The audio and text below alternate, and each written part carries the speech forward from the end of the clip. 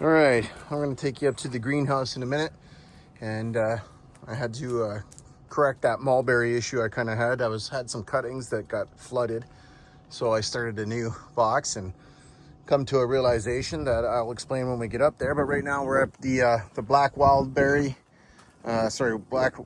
raspberry bush right around the side of my loft here.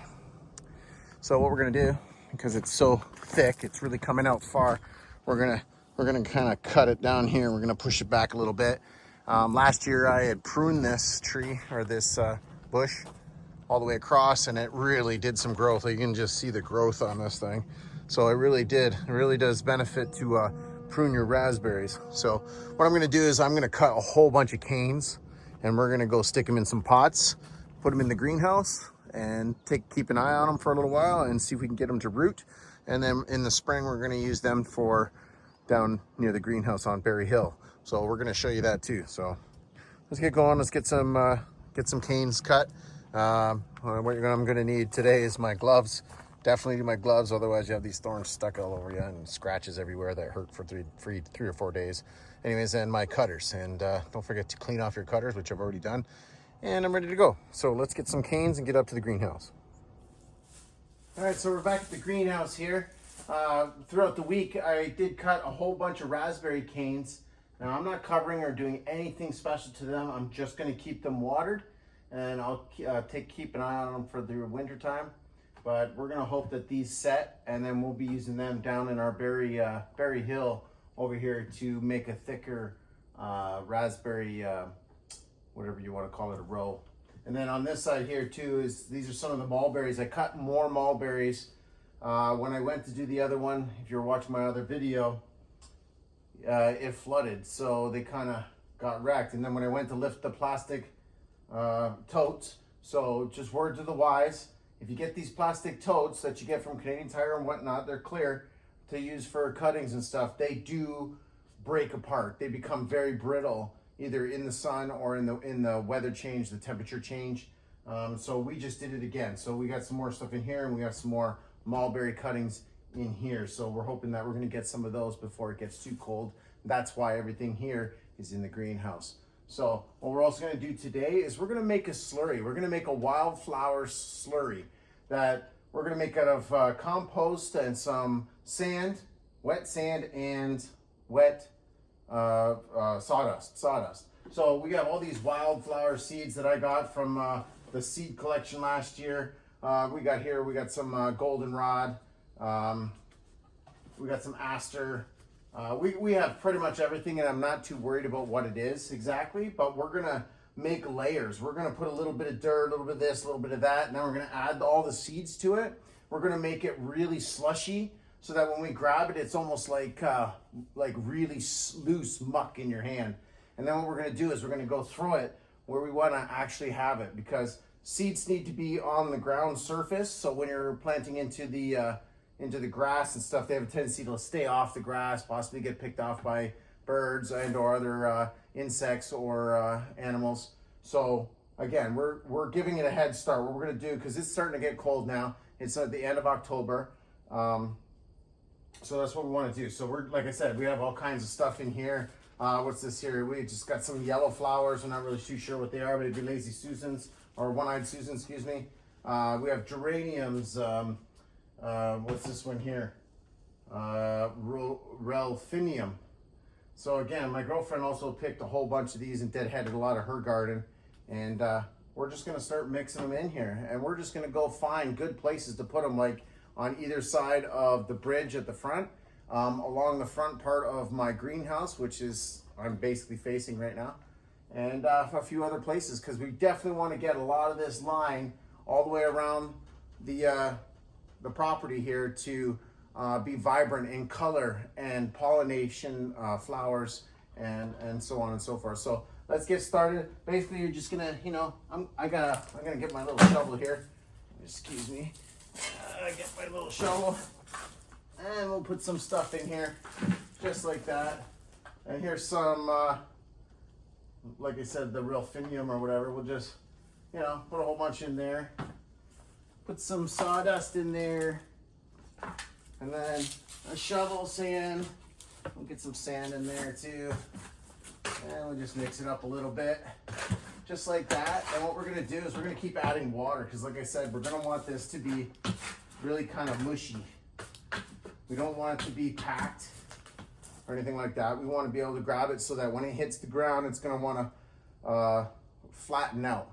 So what we would normally do if you're planting these seeds by themselves, you just put them in there and then you'd stomp on them or pat them down, and we may have to do this on the way, is we're going to rake it a little bit. Get rid of some of that top layer, open up some of that top layer of soil, and then add some of that slurry. So let's build up the slurry and then get out there and start planting some wildflowers. You can see the consistency of a thick stew. It's kind of what I want. And there's layers and layers and layers upon seeds in there. So what we're gonna do is we're gonna use the shovel and we're gonna go just like that. We're gonna slap it down on the ground, and with the cold weather coming should harden it up, and the leaves falling should give it a light cover, hopefully. And yeah, we'll see how the germination rate is in springtime. But right now, we need to find some other places to put this stuff. So we also have these strawberries that my girlfriend has been growing since springtime, and they're just an absolute ton of strawberries. They're all these little like alpine, ever-bearing type strawberries. Not bad. Make a great ground cover. So I'm gonna go place them down there, and throughout the week I'm gonna be planting them right down in the middle of that horseshoe guild down there. So I really want to get that one guild to be really thick and vibrant with fruits.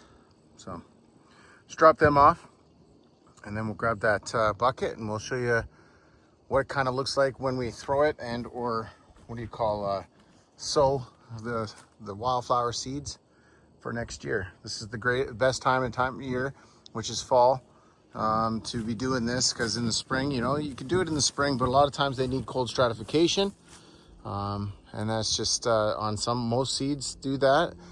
But if you really think about it, all the flowers drop their seeds near fall and then sit there and wait until spring to come back up. So that's what we're gonna do. We're just gonna mimic nature. So let's get out there and get some of this stuff planted. Well, while the wind's just right, I'm gonna make some biochar, burn up some of this old scrap wood and stuff like that. And yeah, we're just gonna let it burn out. So yeah, let's get back to spreading out some of those wildflower seeds. All right, this is my slurry. Like I said, you want it kind of like that. And we're hoping that the sawdust and the soil and the sand all protect the seed a bit. And that's what we're gonna do. So we're gonna get out there and I'll show you kind of how it should land, because we may have to rake a little, but I doubt it. We just, that's why we make it nice and soupy, to get it down in there. We'll get it nice and flat, and you have to step on it a bit just to make sure it gets down to the ground level, the soil layer. All right, so we're out here, you know, the best we can do is just do some of this. You can see there are some wildflowers here. There's nothing wrong with just doing, what do you call it? Just dry seeds like I did it before. And that's it, like, go in there, step on that. That's it right there. So I don't know if you can see that, but it's pretty flat. I'll zoom in.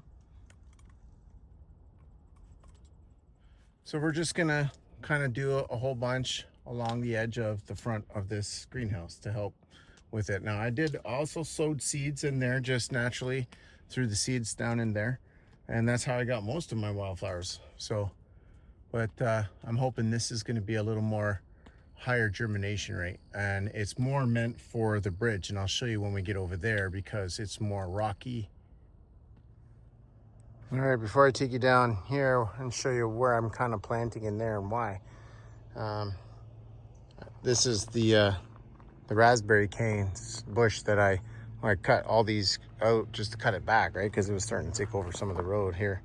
But I will come back in the winter when these leaves come right off this plant, and I'll trace these individual branches, and I'll be snipping them in half if they've decided to tip root, because that's what they're known to do. So yeah, I can see a little better too. I can get into some of those wild grapevines. We'll get them out of there, and some of the dead stuff.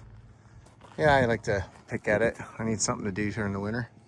So yeah, let's get down to the bridge there. All right, this is what I was talking about. Kind of, we call this the bridge, as it was really deep at one point, so we had to put in lots of rubble, build it up a little bit, put a culvert in. Anyways, like I said, there's some rocks in here, right? All brick and stuff like that that was used for the base.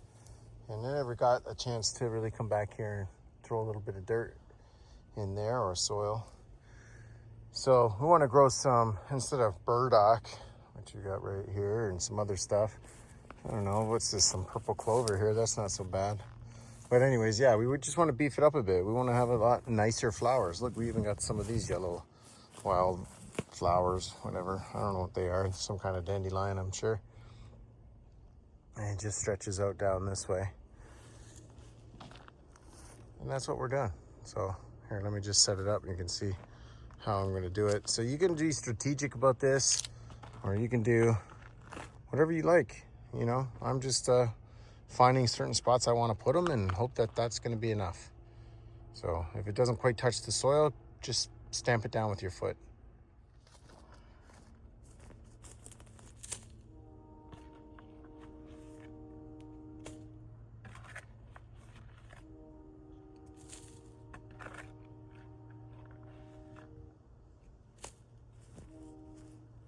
So I'm just trying to get like into the rock, into the brick a little bit. And as I go, I'll keep adding a little bit of soil in here so that we can, you know, grow roots in between it, stuff like that. So we're just gonna keep going with this.